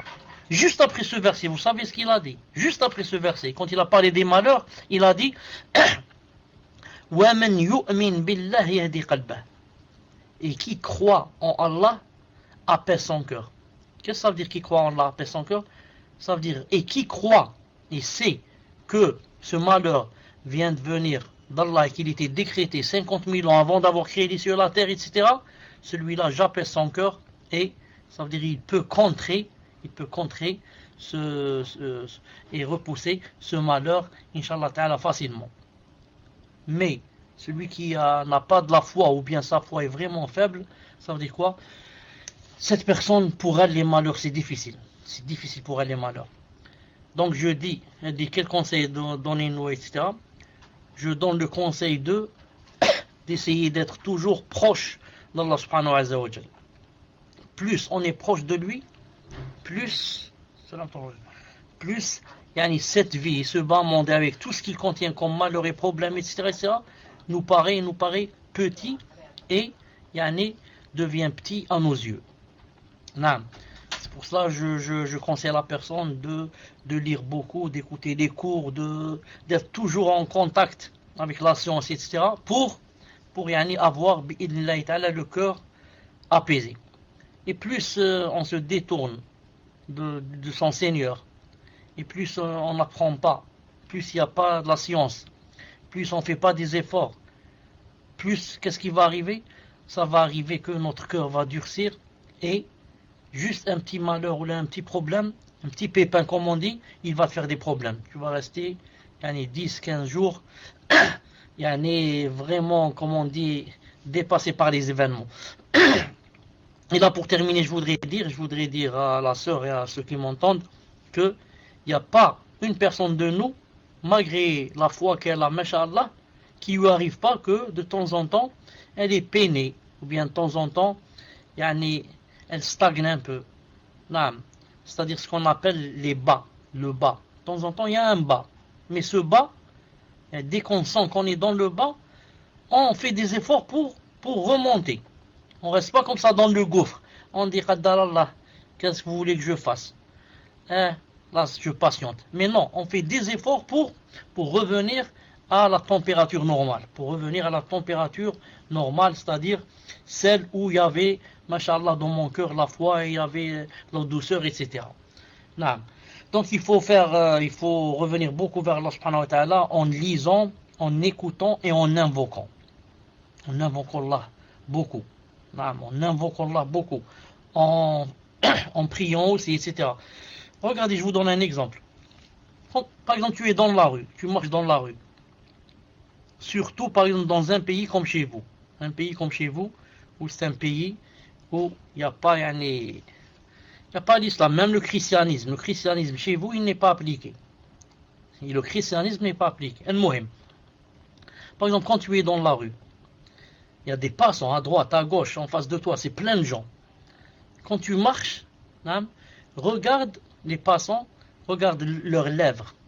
Est-ce que tu trouves une personne qui, par exemple, est en train de dire Subhanallah, Alhamdulillah, la ilaha illallah, Allahu Akbar, Subhanallah, Alhamdulillah, la ilaha illallah. C'est impossible, ça, dans un pays c'est pas musulman. Dans un pays de musulmans, c'est rare. Il n'y a pas beaucoup. Qu'en est-il? Donc toi, en voyant des gens pareils, et que personne n'est en train d'invoquer Allah subhanahu wa ta'ala, dis-toi dans ton cœur, si maintenant moi je vais invoquer Allah subhanahu wa ta'ala, entouré de tous ces ignorants, ces pauvres, et peut-être ces athées aussi, qui ne connaissent rien de l'au-delà ni de leur Seigneur, donc c'est vraiment que Allah ta'ala m'aime, et c'est que vraiment j'ai un statut chez Allah subhanahu wa ta'ala. Ça, il n'y a personne dans la rue qui est en train d'invoquer. Regarde bien leur bouche ou leurs lèvres, aucune lèvre n'est en train de bouger. Et toi, tu es subhanallah, alhamdulillah, la ilaha, toute seule. Personne ne sait ce que tu es en train de dire, juste entre mes lèvres. Subhanallah al-Azim, c'est que vraiment Allah subhanahu wa ta'ala t'a choisi parmi ces milliers, ces millions de gens. C'est vraiment une grande ni'ma. Tfadlal. Alors, question suivante. Assalamu alaikum wa rahmatullahi wa barakatuh. J'aimerais votre conseil, cher. Mon mari et des amis à lui veulent se réunir en association. Pour tous les mois, cotiser 30 € chacun. Au bout d'une année, un tirage au sort sera fait pour savoir qui des membres de l'association pourra profiter de la cotisation annuelle. Cet argent doit permettre à l'un des membres de pouvoir accomplir le Hajj. Comme il y a 10 membres, cette association s'échelonnera sur 10 ans afin que tout puisse en profiter. Est-ce que le Hajj sera valable? Est-ce que ce procédé est licite? Barakallahu fikum. Tfadal Cheikh. Muslim, si tu as compris qu'est-ce que ça veut dire ce procédé, je te donne, Inch'Allah, le micro et explique-moi. J'ai pas compris le procédé. Tfadal. Enfin, cher, ce procédé, c'est cette méthode, elle veut dire. Est-ce que cette méthode est licite? Le fait de faire une association et de cotiser pour aller au Hajj et faire un tirage au sort. Tfadal, cher. Non, tu m'as fait rire. Asma, c'est pas le mot procédé que j'ai pas compris. J'ai pas compris le procédé lui-même. C'est quoi le procédé? Je l'ai pas compris. Est-ce que tu peux m'expliquer c'est quoi le procédé? Barakallahu fik. Non, afwan, cher. Euh, ouais, les 10 membres de l'association, chaque mois, ils vont déposer par exemple dans une boîte. Chacun y met 30 euros. À la fin de l'année, ça fera 30 fois 10, 300 euros. Ça fait 300 euros chaque mois. À la fin de l'année, ça fera 3600 euros. Donc 3600 euros, ça permettra à l'une des personnes de pouvoir faire le Hajj. Un âme cher, entre eux. C'est-à-dire au bout des 1 an, ils font un tirage au sort et l'un des 10 membres aura donc la possibilité de faire le Hajj. Et ils disent qu'ils vont faire ça pendant 10 ans. Comme ça permettra à tous les membres d'avoir fait le Hajj. Tfadal, cher. Cheikh Ben Uthaymin, rahimahullah, on lui a posé une question qui n'est pas loin de celle-là. On lui a dit dans une société, les travailleurs par exemple, il y a par exemple 10 amis. 10 amis. Ils vont dire par exemple, chaque mois, ou même si chaque mois, peut-être chaque année, je ne sais pas, j'ai oublié, on va donner à une personne, yani, tous par exemple 100 euros. Non. Ensuite, la deuxième fois on donne à l'autre, la troisième fois on donne à l'autre. Il a dit comme ça la personne, non, yani, elle a vite par exemple 1000 euros devant elle, elle peut faire un projet. Car si elle reste toute seule à travailler, elle ne peut pas yani, avoir ramassé tant d'argent facilement. Ils lui ont dit, et à condition qu'à chaque fois, yani, on fait comme ça pour l'un des 10 par exemple. Ensuite ça tourne, ensuite c'est le deuxième, c'est le troisième, c'est le quatrième. Il a dit c'est possible, naam, c'est halal, mais à condition. Quelle est la condition? Il a dit que les 10 autres yani, prennent sur l'impact entre eux qu'ils doivent continuer jusqu'à la fin. Vous comprenez? Parce que moi, naam, on a donné à X, moi j'ai donné à X, l'autre a donné à X, l'autre a donné à X, on a donné à la même personne. Ensuite, c'est maintenant le tour de la deuxième personne. Maintenant, s'il y a quelqu'un va désister, va dire moi je donne plus, ou bien la personne à laquelle on a donné, elle va dire moi je cotise plus. Vous comprenez? Donc il faudrait que ça soit des gens fiables, des gens de confiance, et avec lesquels on va mettre des conditions, comme quoi, yani, c'est pas permis, par exemple, de se retirer ou de... Il a dit dans ce cas, Inch'Allah Ta'ala, il a dit c'est permis. Quant à l'argent du Hajj, naam, ça invalide. Et, yani, ça ne devient plus valide. Naam. Quant au Hajj, il n'a pas, yani, Inch'Allah Ta'ala, il n'a aucune poussière sur lui. Naam, le Hajj, c'est d'aller là-bas et de tourner, et de faire Safa al-Marwa et Arafat, etc. C'est ça le Hajj. Maintenant, avec quel argent tu es parti au Hajj, ça c'est une autre chose. Ça c'est une autre chose. Si tu es parti avec un argent halal, Masha'Allah, c'est le Hajj al-Mabrour et tu as toutes les récompenses. Si tu es parti avec de l'argent haram, supposons de l'argent volé ou là, le Hajj, Masha'Allah, tu l'as fait, il est valable. Et pour l'argent volé, etc., tu as des péchés. Comme ça, on dit les savants. Non. Tfadal. Parce que le hadith qui dit que quand la personne va aller au Hajj, si elle part avec l'argent haram, etc., que lorsqu'elle dit Labbaik Allahumma Hajjan, qu'il y a des anges qui vont lui dire au contraire, pas Labbaik et tu es maudit, etc., à cause de l'argent haram. Ce hadith n'est pas authentique. Tfadal. Question suivante. Salam alaikum, cher. Qu'Allah vous accorde le Firdaus ainsi qu'à toute votre famille. Par le passé, mon mari m'a répudié 2 fois. Je veux demander le divorce. Je ne connais pas les règles du khola. Pourriez-vous me les exposer brièvement? Est-ce que le khola compte dans les 3 répudiations irrévocables? Si je demande le divorce, pourrions-nous nous remarier? Si oui, comment? Nouvelle dot, nouveaux témoins, etc. Barakallahu fikum. Tfadal, cher. On sait que en islam, dans la vie du couple, c'est l'homme, l'époux, qui a quoi? Qui a le statut du divorce, qui peut divorcer ou pas divorcer. Comme a dit le prophète sallallahu alayhi wa sallam, innama talaq liman yamliku as-saq. Il a dit le talaq, le divorce, c'est pour celui qui possède saq, c'est les mollets. Mais des fois ça arrive que la femme ne peut pas continuer avec le mari. Et que peut-être Allah subhanahu wa ta'ala n'a pas fait descendre de l'amour dans le cœur. Et que peut-être vraiment ne l'aimant pas, et peut-être même le détestant, son mari, peut-être que, c'est même sûr que elle ne peut pas lui donner ses droits. Et que des fois, même si elle s'efforce, mais que c'est vraiment difficile.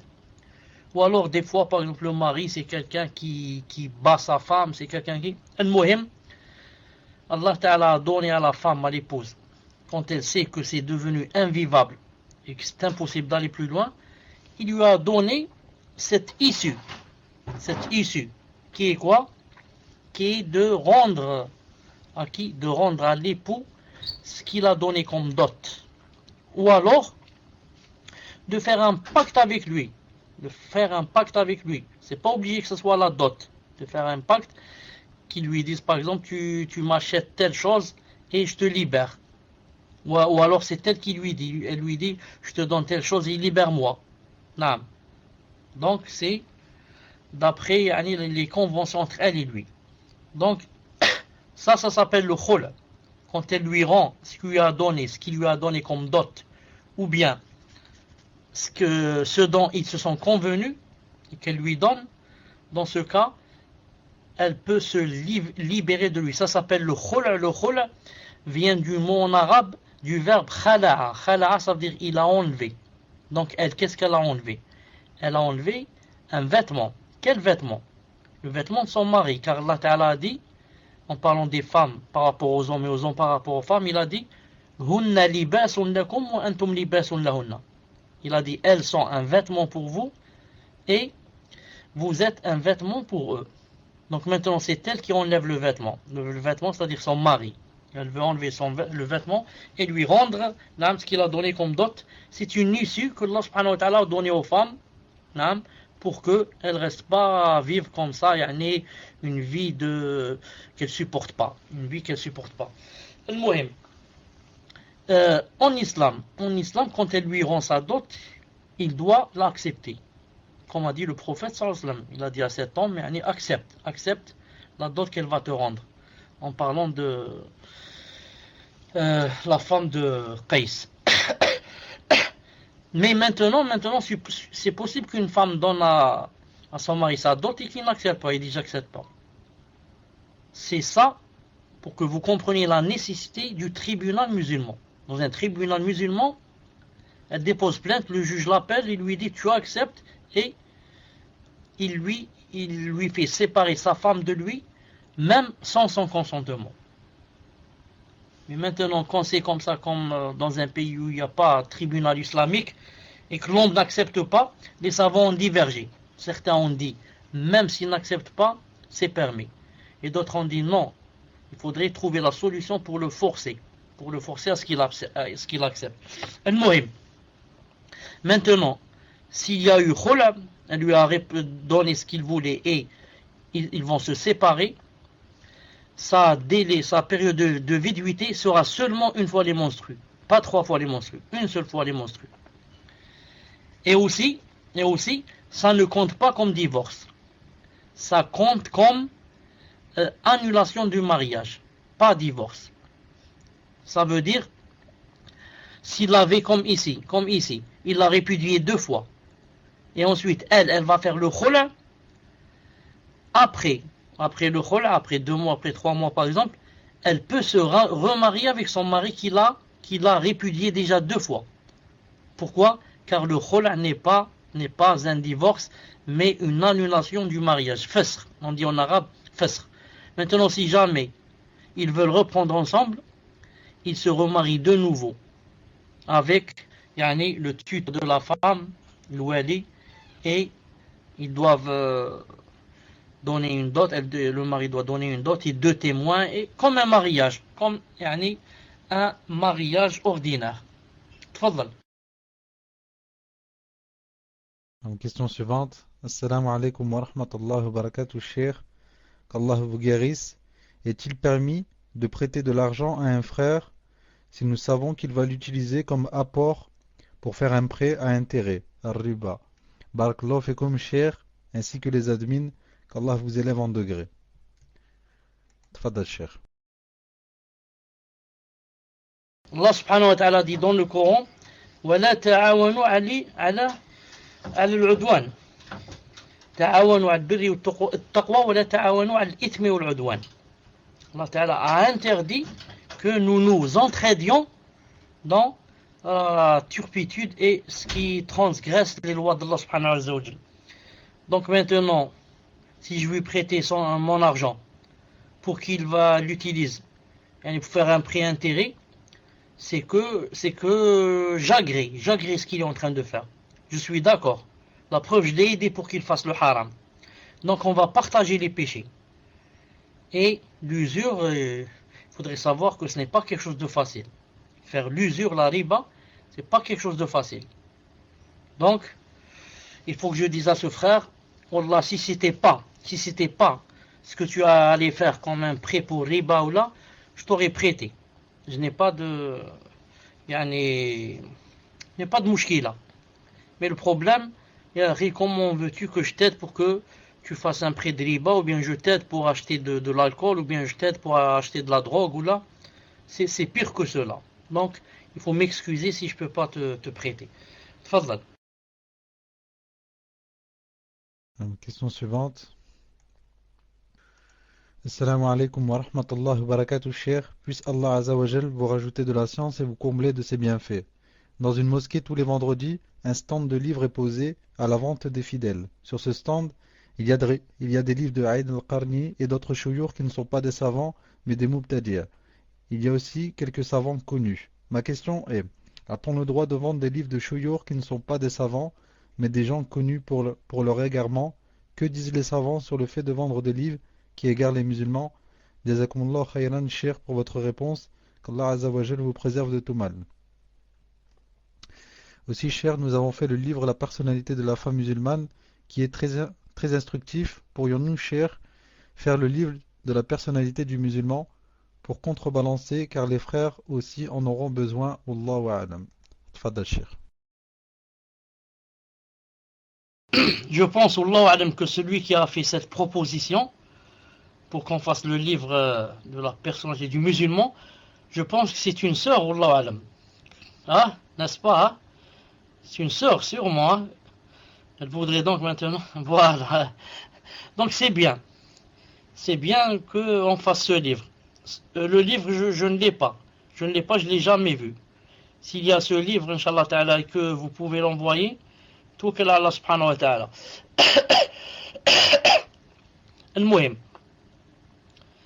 Quand on sait que cette personne ou telle personne est connue par exemple pour un égarement, et ensuite on va vendre son livre, ça devient quoi? Ça devient vraiment quelque chose de blâmable. C'est pour cela que pour propager un livre, il faudrait que je sois sûr que ce livre, Allah subhanahu wa ta'ala l'agrée. Ce qu'il y a dans ce livre, Allah ta'ala l'agrée. Et que celui qui a écrit ce livre, Allah subhanahu wa ta'ala l'agrée. Donc il ne faut pas vendre n'importe quel livre. Ou bien vendre n'importe quelle cassette. Le Mohem, c'est quelqu'un qui part dans le din, c'est quelqu'un qui fait pleurer les gens, et c'est pas comme ça. Mais il faudrait être sûr que la personne, elle est vraiment, c'est un savant, ou alors si c'est pas un savant, il faudrait que la personne soit connue pour sa bonne aqida et son bon minhaj. Sinon, on prend les péchés d'avoir propagé la chose qui contredit al-sunnah ou al-jama'a. Tfadlal. Question suivante, cher. À la fin, je dois la couper, elle est un peu longue. Assalamu alaikum, cher. Je viens de divorcer de mon mari, j'avais demandé en dot l'un des piliers, le Hajj, mais nous n'avons pas eu le temps de l'accomplir et j'ai entendu dire, sans dalil, que ma dot n'étant pas palpable, mon mari n'est pas obligé de me la donner. Pouvez-vous me donner une réponse à cette question, cher? Et s'il doit me donner cette dot, peut-il me donner l'équivalent du Hajj en argent? Jazakumullah khairan pour votre réponse, cher. Tfadal, cher. Une dot, c'est toujours une dette. Une dot, c'est une dette. Ça veut dire qu'on doit, yani, se décharger de sa dette avant de mourir. On doit se décharger de sa dette avant de mourir. La dot, en général, doit être quelque chose de palpable. Doit être quelque chose de palpable, de matériel. Pas quelque chose de genre, yani, Hajj ou là, prends-moi le Coran ou là. Même s'il y a des hadiths authentiques en ce sens. Même s'il y a des hadiths authentiques en ce sens. Le prophète, sallallahu alayhi wa sallam, quand il a dit à la personne, qu'est-ce que tu apprends comme Coran? Il lui a dit le Baqara et d'autres sourates, et il l'a marié avec la femme. Avant cela, qu'est-ce qu'il lui a dit? Est-ce que tu as une dot? Il a dit non. Il a dit, va chercher au moins une bague en fer, au moins. Ça veut dire quelque chose de matériel. Quand il n'y a rien, il lui a dit, je te marie avec le Coran. Donc la sunna, c'est pas de marier directement comme ça, avec le Coran là, mais avec quelque chose de palpable. Et ensuite, s'il n'y a pas, allez, donc tu m'apprends tel livre ou bien tel sourate ou là. El-Muhim. Donc, puisqu'ici c'était le fait qu'il apprenne au Hajj, donc, tant qu'il avait les moyens et il pouvait, il devait l'emmener au Hajj. Tant qu'il pouvait, il devait l'emmener au Hajj. Maintenant, si elle avait demandé le Hajj, lui, il n'est pas obligé de lui donner de l'argent à la place du Hajj. Il n'est pas obligé, il dit non. Nous, on n'a pas parlé d'argent, on a parlé de Hajj. L'essentiel, c'est que je s'emmène en voiture ou là, en avion ou là au Hajj et qu'on revienne. Mais je ne suis pas obligé que je te donne de l'argent. Sauf si, je dis sauf s'ils font un accord. Ils font un accord entre eux. Elle lui dit par exemple, je t'avais demandé un Hajj comme dot. Mais puisque tu ne veux pas ou là, tu peux pas ou là, alors on va faire un accord. Le Hajj, c'est combien par exemple? Je donne un exemple. C'est par exemple, elle va dire par exemple, c'est 3000 euros. Par exemple, hein. Elle lui dit alors donne-moi par exemple 2000 euros et je pardonne ce qui manque. Donne-moi par exemple 1500 bien 2000 et je pardonne ce qui manque. S'ils se mettent d'accord, il n'y a aucun mouchkil. Il n'y a aucun mouchkil. Naam. Tfadlal. Question suivante. Assalamu alaikum wa rahmatullahi wa barakatuh. Ya Sheikhana, wa hibbukum fillah. Comment doit-on calculer l'heure de l'Asr dans les pays éloignés de l'équateur? Car en France, l'ombre d'un bâton ne devient pas plus courte que celui-ci.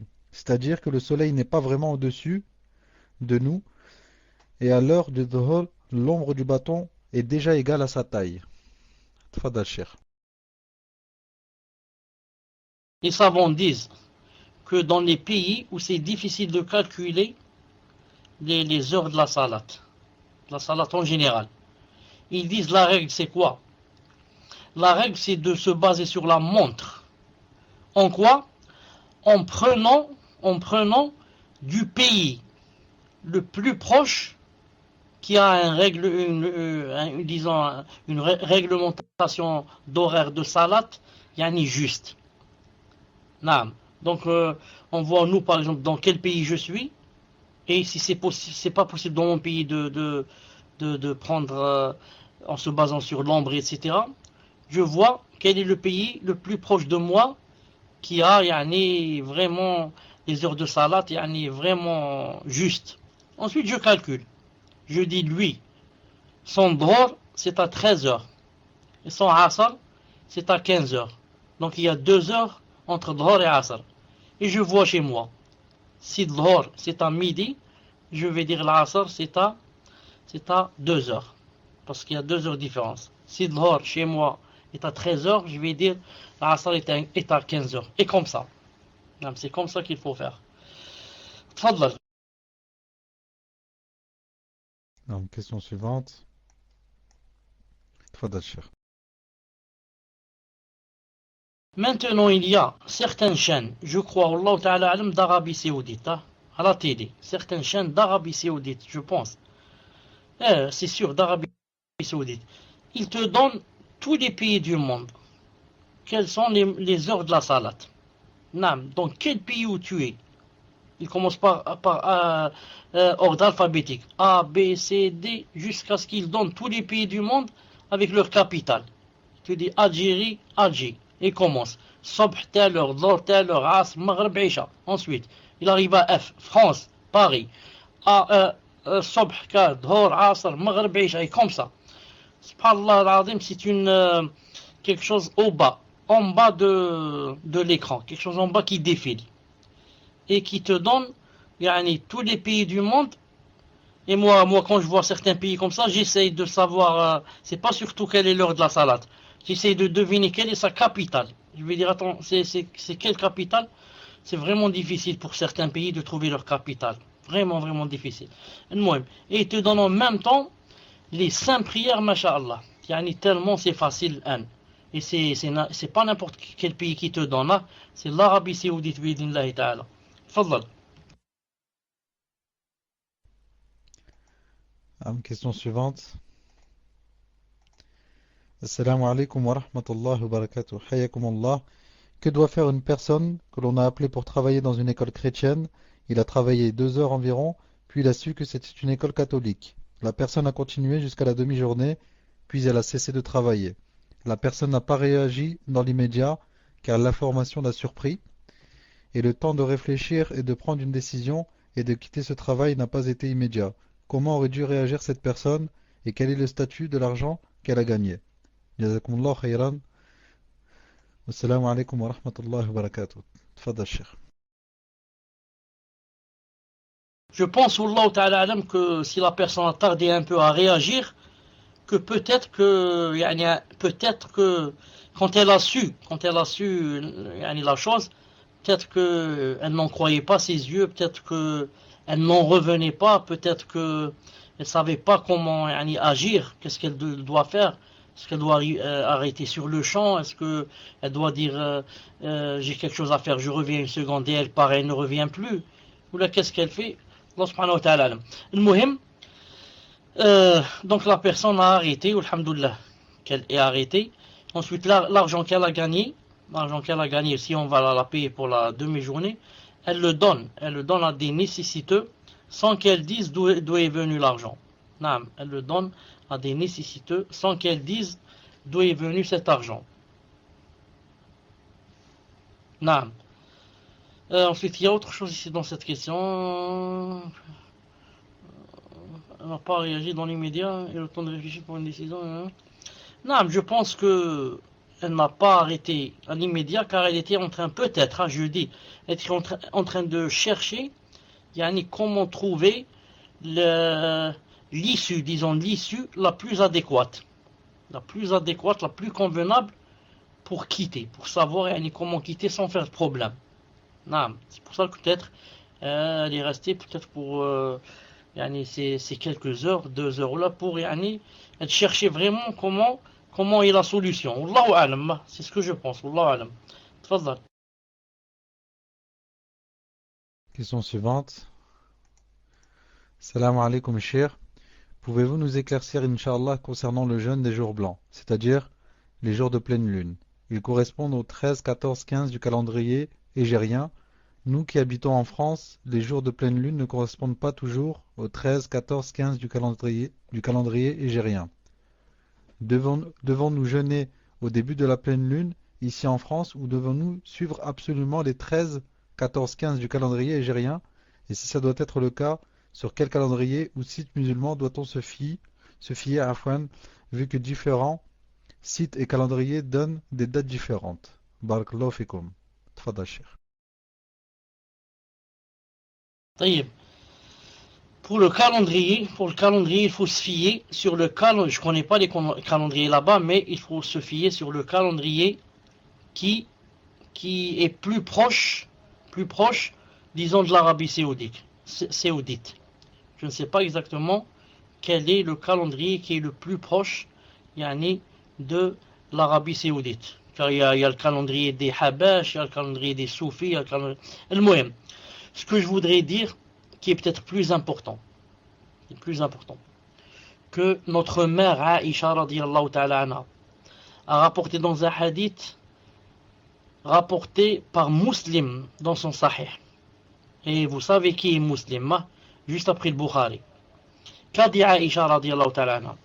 Elle a dit, le prophète sallallahu alayhi wa sallam ne ratait pas, il ne faisait pas ne laissait pas passer un mois sans qu'il ne jeûne 3 jours du mois.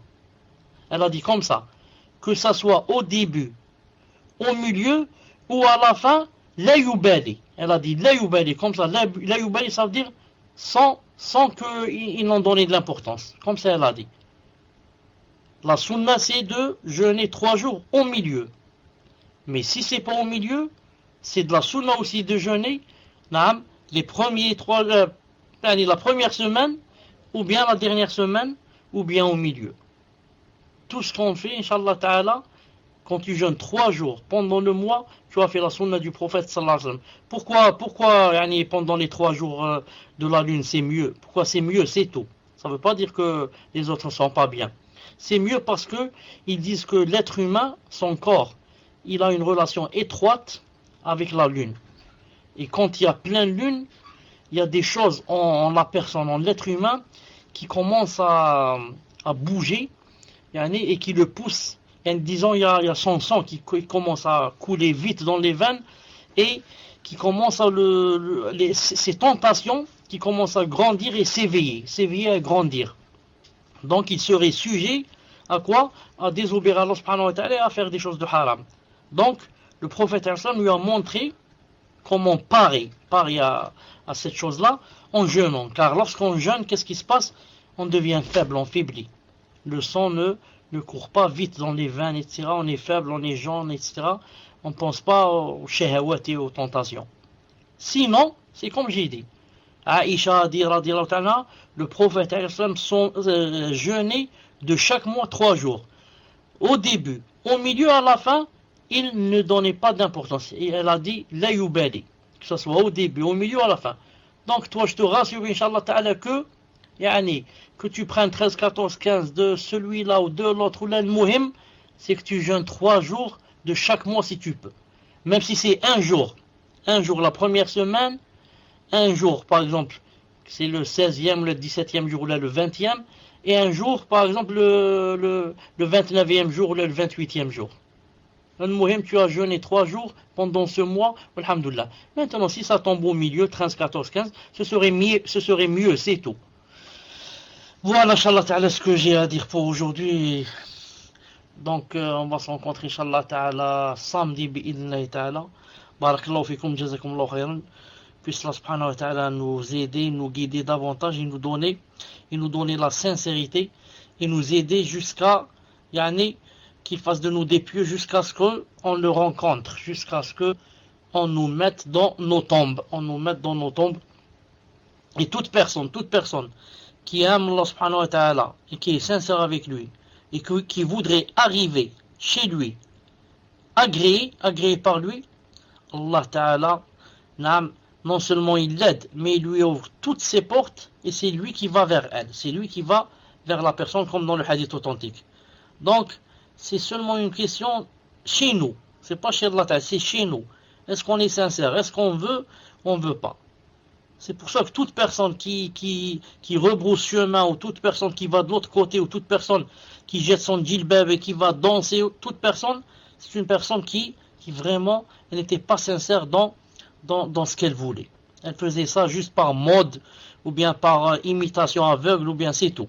Mais dans son cœur, quand elle était seule à se parler, elle ne voulait pas vraiment ce qu'Allah Ta'ala, et elle ne voulait pas vraiment arriver vers lui et son paradis. Sinon, c'est comme j'ai dit, toute personne qui est sincère, qui fait juste quelques efforts sincères envers Allah, Allah l'aide, le guide et le seconde et lui ouvre ses portes et lui facilite son arrivée bi'idhnillah. Subhanak Allahumma bihamdik, ashhadu an la ilaha illa ant, astaghfiruka wa atubu ilayk. Et la personne qui m'avait dit qu'elle m'aimait en Allah, puisse Allah subhanahu wa ta'ala l'aimer en lui comme elle m'a aimé en lui. Assalamu alaikum wa rahmatullahi wa barakatuh.